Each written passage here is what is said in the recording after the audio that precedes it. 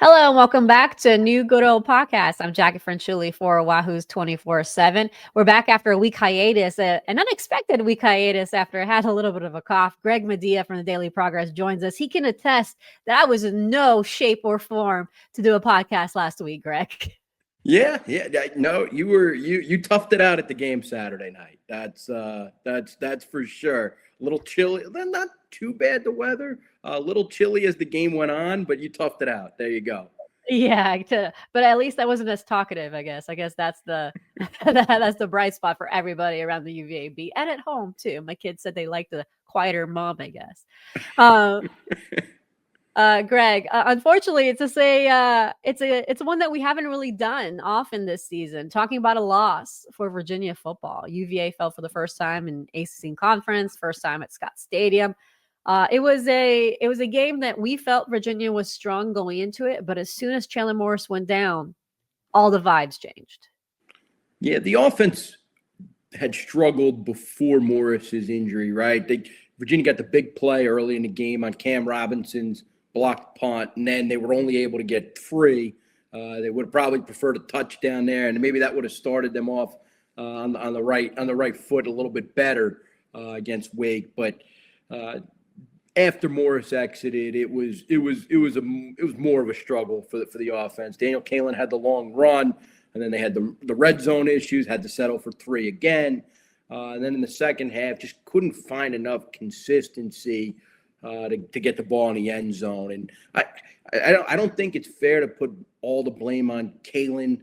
There were times I thought he played well. Like the 54-yard run, he read the defense really well. Wake's safety, Nick Anderson, blitzed. Kaelin kept it when Anderson decided to go after Jamari Taylor, and he had space in front of him. Kaelin said probably his only mistake was looking back over his shoulder to see where the defense was. He said he should have probably kept running toward the end zone, and maybe he would have scored instead of stepping out of bounds. But overall, there were all offensive line issues for Virginia. I don't think the ground game has been as consistent. I know Taylor popped the long one late when Virginia was in desperation mode. But yeah, it was tougher. You lose that element when Morris exits. You lose that element of him taking off with the ball at any time. And, unfortunately for Virginia, that's how he got hurt.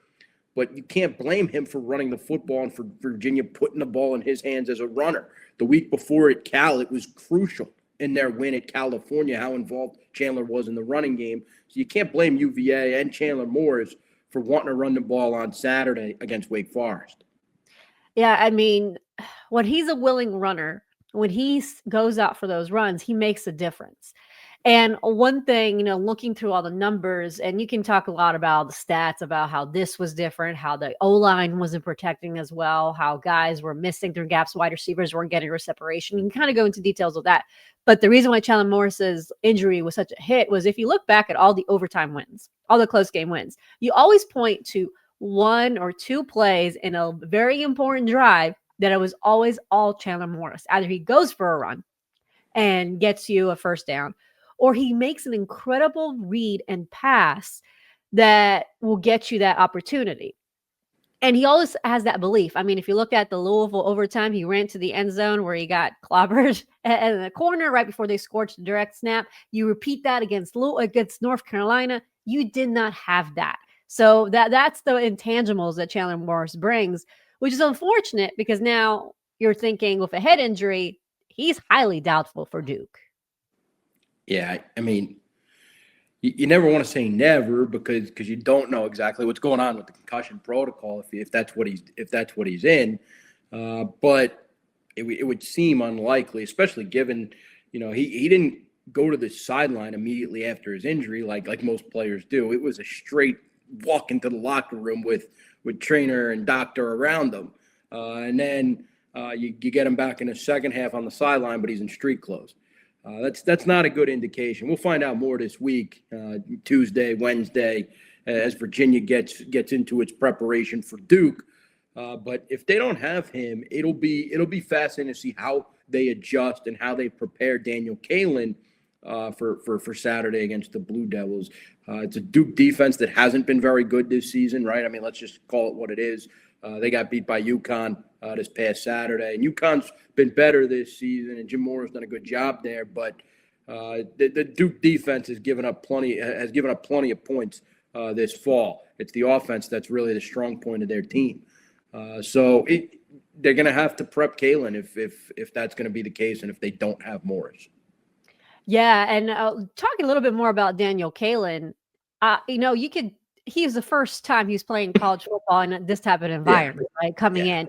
And you saw the nerves at the front. I mean, granted, he ran for that 54-yarder, it was his third play of the game. Third play, yep. Third play. But he still took a little while to get used to the pace of the play. And plus, Wake Forest D-line we knew was going to have an issue for Virginia. So he's playing a pretty decent Wake Forest defense. So we expected him to take a while. It looked like in the second half he was finally getting to the rhythm. I mean, that final drive showed a lot of good things for him. But as we talked before we started recording, Kalen only completed 42.9% of his passes under pressure. And he had 2 fumbles after a sack. The first 2, they had originally 3, but the first 3 that Virginia was able to lose this year.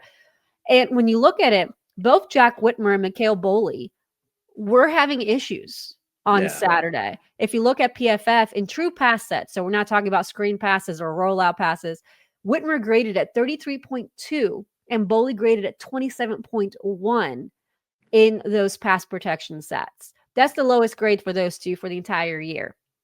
They did not have a good game. And having a freshman quarterback inside the pocket wasn't helping you. So Morris completed 56% of those passes when he's under pressure. I think it's hard to evaluate Kalen when you see all that surrounding him. Yeah, it's tough. I thought the first fumble was more on Kalen than the O-line. I just thought he held the ball too long. The second one, Boley got blown up. I mean, that's as simple as it is. And then Kalen never saw the defender coming from his blind side. So to me, that one on Kalen, one on the O-line on Saturday when it comes to Kalen's fumbles.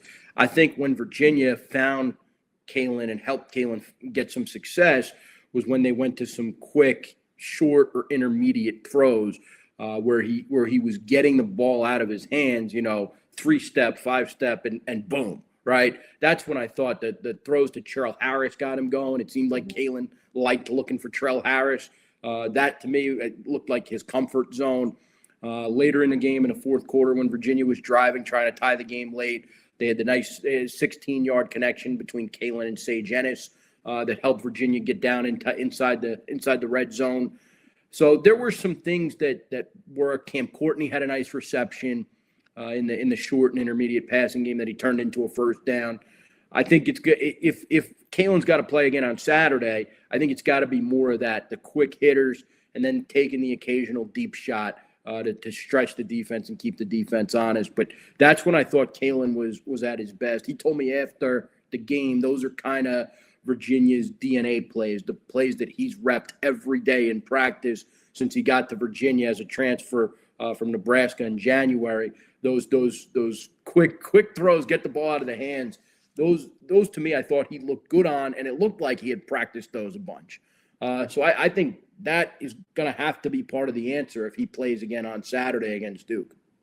Yeah, for sure. I mean, get the ball out of your hands as quickly as possible, and you don't wait for plays to develop. I feel like a lot of their times with Chandler Morris, you're able to kind of wait a little bit longer for separation to happen for receivers with battles.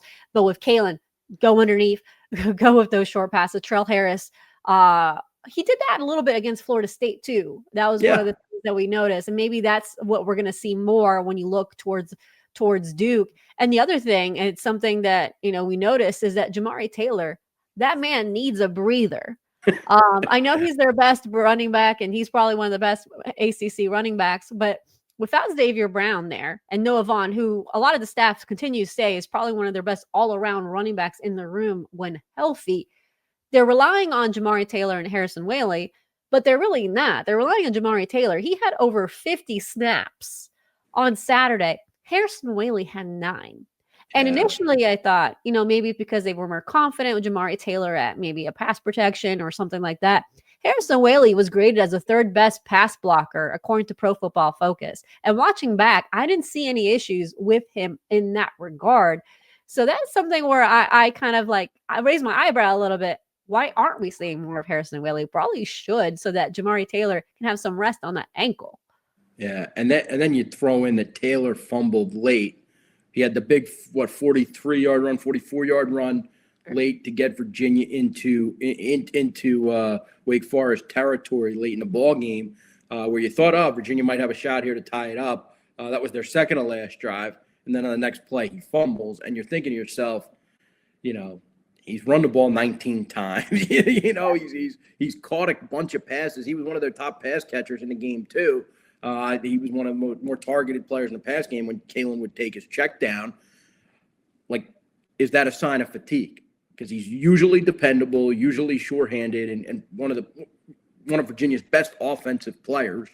To me, that was a little concerning, where you thought, all right, maybe it's a little bit of overwork for Jamari Taylor. Yeah. And I mean, we haven't talked about injuries very much this year, although we have technically Brady Wilson's injury, but we haven't had many to say, well, this was the excuse because of injuries. But I sat down because of talking about Jamari Taylor, how he's playing through getting, nicks and bruises, being a number one running back for them. You look at these injuries, and it feels like on the offensive side in particular, we talk about the D-line having depth and healthy, how they're able to play well in the second half. That's the opposite on that offense right now. Yeah. Because you saw Chandler Morris went down, so you're relying on Daniel Kalen. Generally, when you have a backup quarterback, you go, okay, well, at least you have so-and-so and the starter here and there. But then the O-line, I mean, they're all banged up. Mikhail Boley's playing through injury. Noah Josie has been the most consistent there playing. He had a rough game on Saturday. You had Brady Wilson, who came back from a calf strain. Drake Metcalf was questionable going into this game. Yeah. He played. Jack Whitmer has been playing for most of this season. But then they didn't have the guys who usually rotate in. Kevin Wigginton, he was out. Ben York, he was out. Ethan Sipe came in. They had to bring in Noah Hartzell and Grant Ellinger for a snap or two. So on that O-line, I mean, they're depleted. There's 6 or 7 guys are also out after losing all those other guys preseason that we've talked ad nauseum about. Then Jaden Thomas is out, who was meant to replace Dakota Tweedy in some of those 12 personnel sets. He was on a scooter on Saturday. So I don't see him possibly playing against Duke. And then you had Dakota Tweedy, and I've been on the show several times, even had Matt Schaub talk about the 12 personnel sets that they don't use now because of Dakota Tweedy not being there. So he's out. We talked about running back room. They're out. I mean, usually you could go plug and play and say like, hey, they got playable depth in the transfer portal. But Greg, how much can you rely on playable depth when it's not just one key player out? It's like 7 or 8 key players out. Yeah, I think it's kind of the accumulation, right? That's what it is at this point in the year, and that's college football in November, right? You have to be able to overcome injury if you want to achieve, what Virginia wants to achieve, and it's all on the table, right? They still have a shot at the ACC, get to the ACC championship game. And if you can get there, you can get to the CFP, but you got to be able to overcome it. And right now, there's a lot of injury issues. I saw Ben York pregame; he had a boot on his foot. So that's not great. It was a boot party on pregame. I mean, there's so many people with boots. Yeah, it was not ideal. And I know Jaden Thomas didn't catch the ball really at all, but he was an impact blocker for them in the running game. And you noticed when they go to those bunch formations or they'd go to some of those 12 personnel sets, as you mentioned, he'd be in there. As a guy that they trusted to block opposing defenders, whether it's a linebacker or chip on a defensive end, or even block on a perimeter, of course. So that's hurt them. But to me, it's interesting that, just to get back to Jamari, right? He's been playing through the ankle. Like, Harrison Whaley entered the year as the NCAA's career leader, active leader in career rushing yards. I don't know what the hesitation is. I don't know what the difference is in terms of why they're not using him as frequently as maybe you thought they would on Saturday. Maybe it's the way the game started, right? It was the quick possession Virginia had after the block punt. They didn't move the ball on their first series, and it kind of took them a while to get going. So maybe they figured, Taylor hasn't played that much yet, but by the end of the game, he had carried the ball a bunch, and you just wondered. Is it time to give some fresh legs a run if you can with Whaley? So the offense, and that's part of the situation Des Kitchings and the staff have to figure out. is how do they kind of overcome these injuries and manage. A couple of weeks ago, I was trying to figure out what to do without Cam Ross and how to handle some of the offensive line injuries. This week, it's some of the same issues they had the week before, right? A thinner running back group. It's managing without Jaden Thomas. It's trying to figure out what the workload should be between Jamari Taylor and Harrison Whaley. So to me, that's kind of where Virginia is at offensively, and of course the quarterback situation, depending on what happens this week with Chandler Morris. Yeah, no, those injuries are also hampering their special teams. We saw it on Saturday. I mean, Virginia's coverage teams have been doing well the last year or so. I mean, they took a turn. But then when you looked at the special teams coverage unit, I mean, there was a lot of fans and a lot of people on social media made a comment that it was a lot of linemen out there. But also when you look, there's a lot of young players on there. And it's something that in the offseason they said the reason why the portal was great was because we had experienced guys on special teams. Yeah. But look at the guy, Jaden Thomas played on special teams. Xavier Brown played on special teams. Tweety played on special teams. All those guys are out now. You're losing guys that had played special teams. You're getting guys that have not had reps on special teams. That's also affecting that phase of the game. Yeah, no, it certainly has. I think at one point in the Cal game, I'm sitting up there in the press box talking to somebody next to me, and it's like, there's a freshman. There's a freshman. There's a walk-on kid on the special teams unit. Like, it's a little bit different than what it was early in the year, and that's going to be tested. As it was time and time again. It was kind of a unique play too with Carlos Hernandez, the Wake punt returner. The ball had bounced and he probably fielded it just so it didn't roll back toward his own end zone further. And I don't know what happened on the bounce, if Virginia didn't know quite how to react to it, if it affected the angles and the lanes that they took on the punt coverage unit. But it certainly made things a little bit trickier when they tried to tackle him because they didn't. Yeah, I mean, that was the deciding factor of the game because the defense didn't allow a single touchdown. I mean, you can talk about the offense and what they did. I mean, that defense had a goal line stand, prevented a touchdown. They kept him to, field goals. That was the only touchdown. The only thing that you can say that against the defense was that fourth quarter drive that Wake Forest was able to take over 9 minutes off the clock. That's probably the only thing that you can say against this defense, but that was in the fourth quarter. Those guys were on the field a long time throughout the rest of the game. Yeah, the goal line stand in the second quarter was incredibly impressive. Wake had a 1st and goal from the 2 and didn't score. That's a credit to especially the big guys in the middle of that D line: Jameer Carter, Jacob Holmes, Hunter Osborne, Anthony Britton. I think Britton had 2 of the tackles on that play, or assisted on 2 of the tackles of the play of that goal line stand. Yeah, Jacob Holmes had one of them. Yeah. Yeah. So that's a credit to those guys in the middle for being tough and hanging tough on those plays.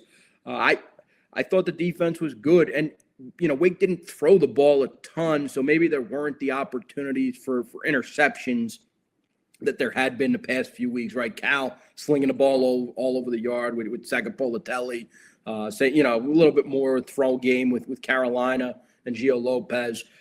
So I thought for what it was, maybe the turnovers because they didn't create a turnover in the game, and that's kind of what some of the defensive guys had said. James Jackson, Jameer Carter afterward, we played well, but didn't create a turnover. They just weren't. I didn't think there were that many opportunities for it, because Wake didn't throw the ball a ton.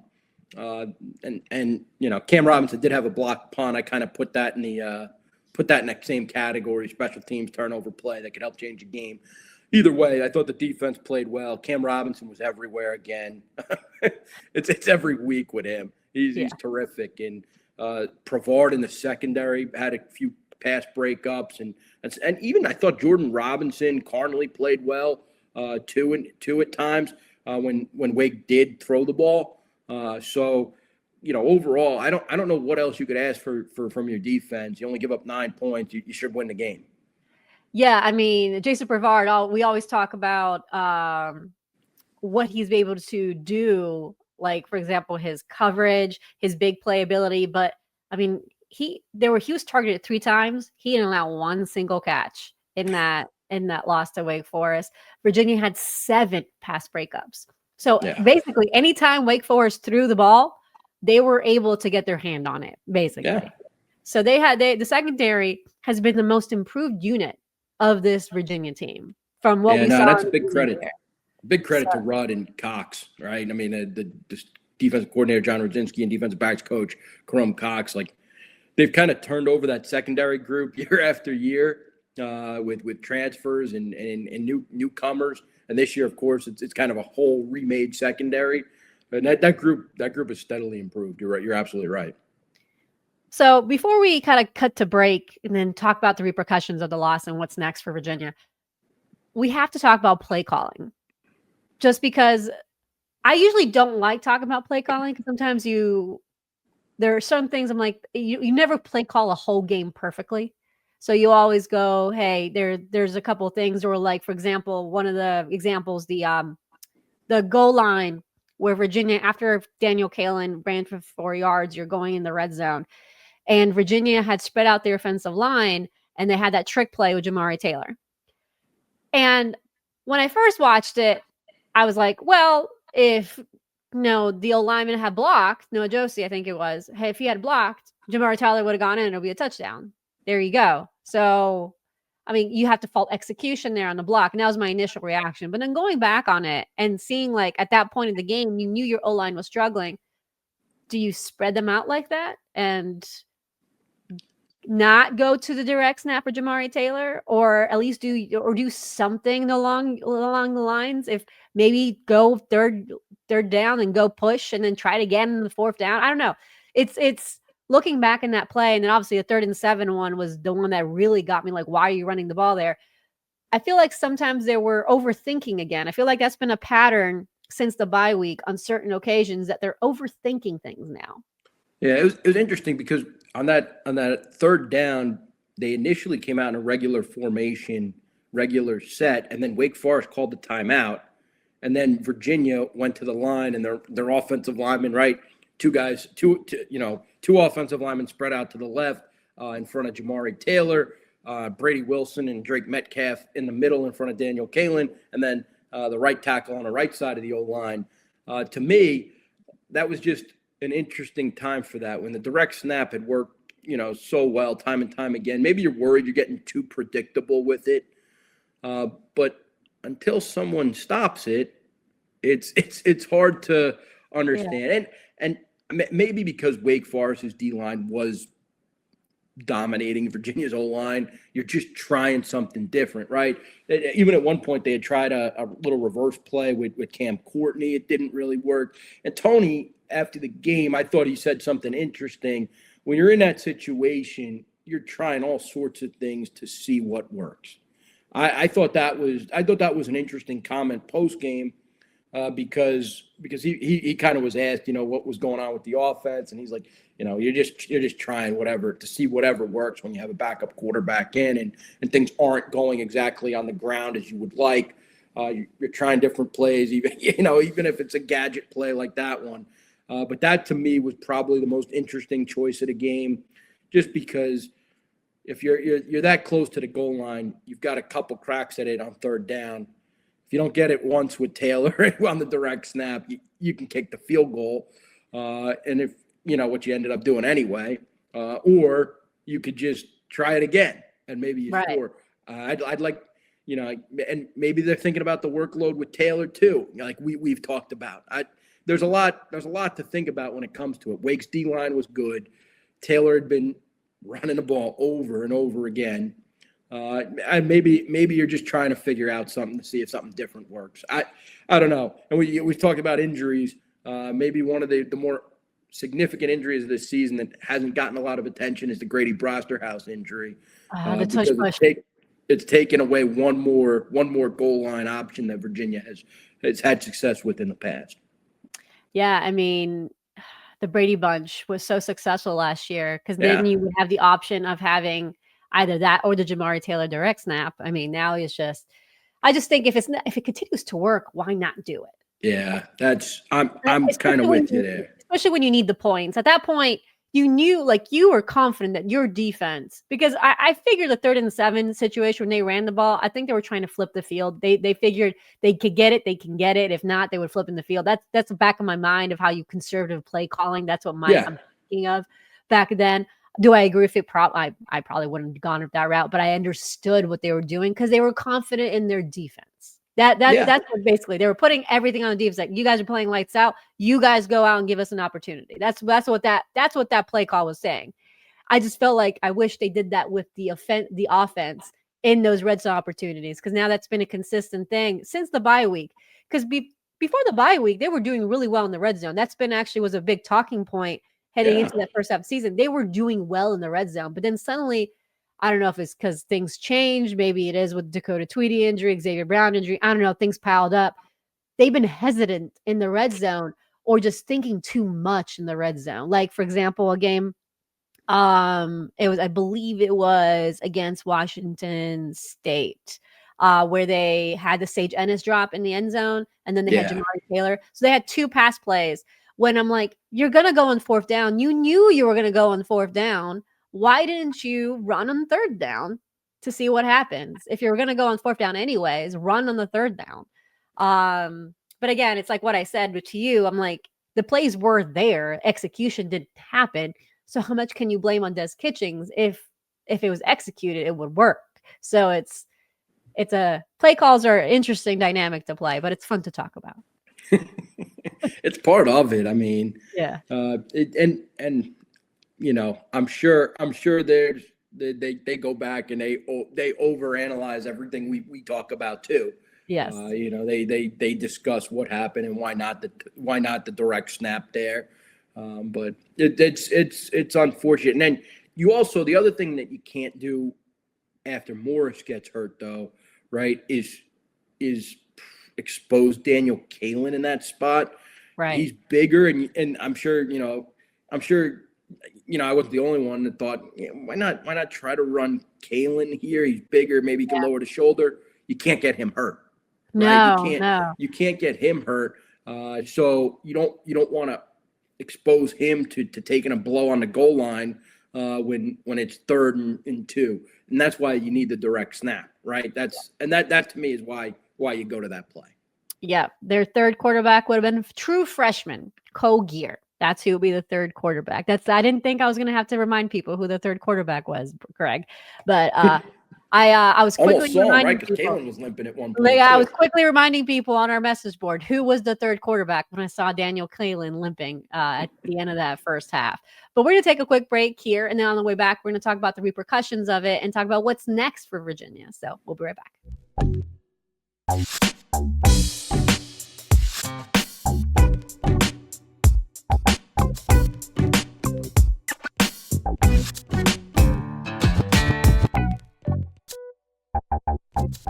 And welcome back to the Go Dog podcast. We're talking about Virginia's loss to Wake Forest, but now we're turning the corner and talking about what this means for Virginia, because they still have a lot to play with for Greg. This is not like a end of the season, because I know it felt like it to a lot of Virginia fans when I was talking, but they said this is the end of the season. Everything is good as we know it is over. Not quite. They still have things to play for.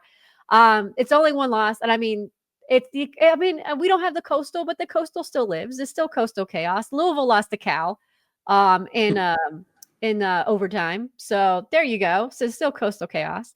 So let's look at what's next. So obviously Virginia plays at Duke. Duke is one of the teams that has 1 loss. So right now the 1-loss teams are Georgia Tech, Virginia, Duke, Pitt, and SMU. That's a 5-way tie with 2 teams and 2 losses, which is Miami and Louisville. Louisville is the one team that Miami would win the head-to-head since Miami beat Louisville. So that's other way around. Sorry, yeah. So this is already confusing. So that is the key thing. But the only teams that face each other out of those groups is Duke and Virginia, and then you've got Pittsburgh and Georgia Tech. That's it.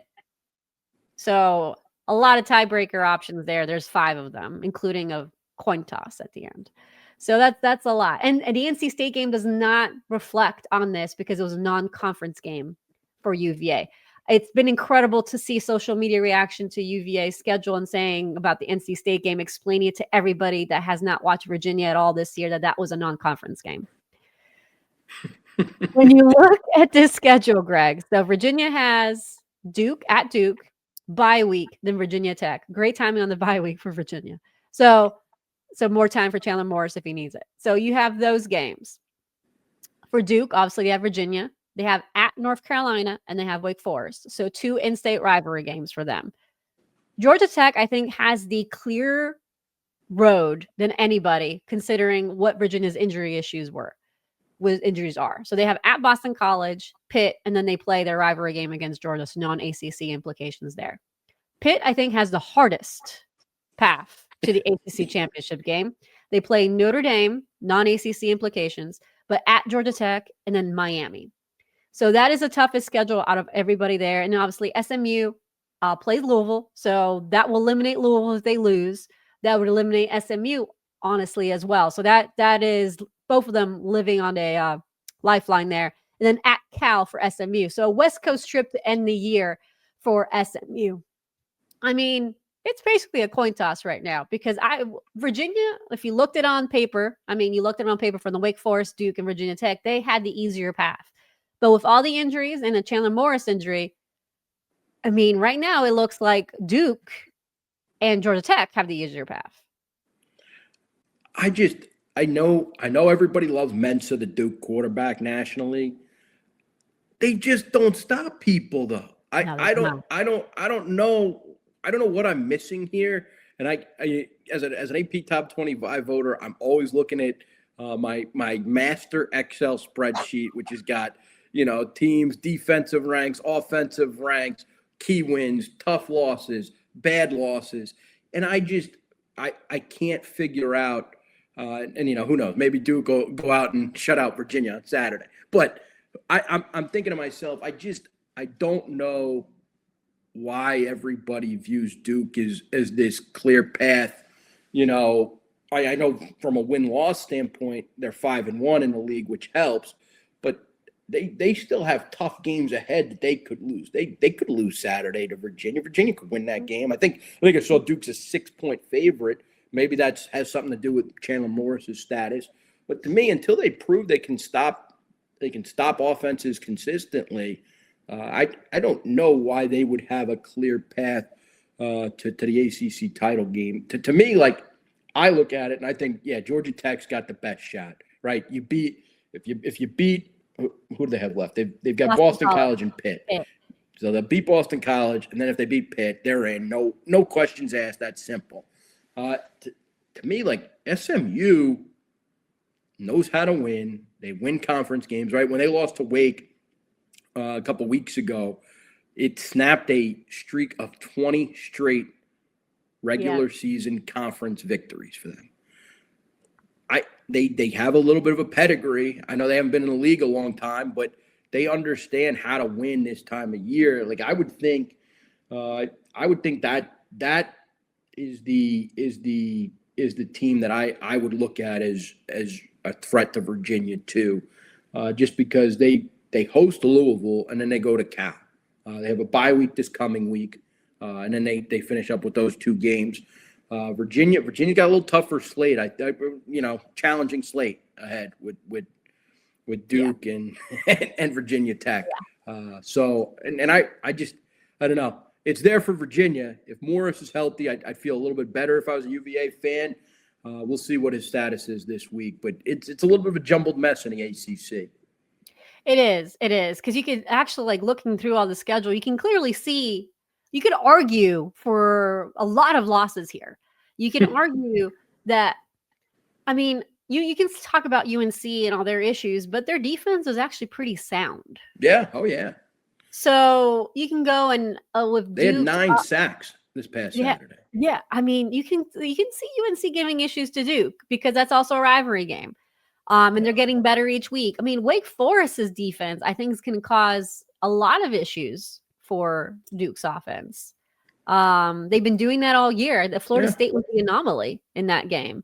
And then for Pitt, that one, who knows? Those are 3. Pitt got the short end of the stick with the last 3 games of their year. And honestly, looking back now, I know everyone was talking about Virginia's easy schedule, but I think people didn't realize that, and something that when I was doing the equipment story, kind of was when you kind of looked at logistics, but having the Cal game where it was probably the most poorly timed West Coast trip. Most people either have a bye week before or after, or have an extra day. Like North Carolina had an extra day. They had that Friday game. Yeah. Friday game. Virginia had a Saturday game after coming back from North Carolina, and then had a Wake Forest game. I know they tried to figure out time, like having the Wake Forest that game at night. Obviously, you can't have a 10:30 p.m. game because they didn't have a bye week. Having that earlier kickoff for Cal, but that's still a lot for a team, and they still haven't had a bye week.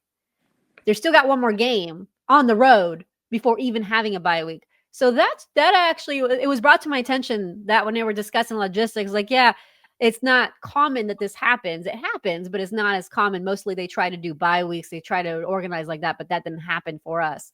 So, well, Virginia's schedule was front loaded at home, right? Yeah. It was they hit 4 of their first 5 were at home, and then they've been on the road a lot. You know, they've been on the road a lot since their bye week, or I guess. Yeah, since their bye week. So yeah, and I mean, even before the bye week, they were on the road to Louisville. Yeah. So they did have they had to essentially become road warriors, and they have to do that one more time. But yeah, Greg, I'm not going to pick who's going to win the ACC as far as going to the championship game. I try to figure out the ACC, but I just don't. I feel pretty confident about Georgia Tech getting there. If Virginia wins Saturday at Duke, I feel pretty good about their chances to get there, because then you have a bye week, and maybe you get some of those key injured players back for the Virginia Tech game. I'm talking Jaden Thomas, Kevin Wigginton, guys like that who have Ben York, players who have been key contributors for them that they could really, really use in a final push to get to Charlotte.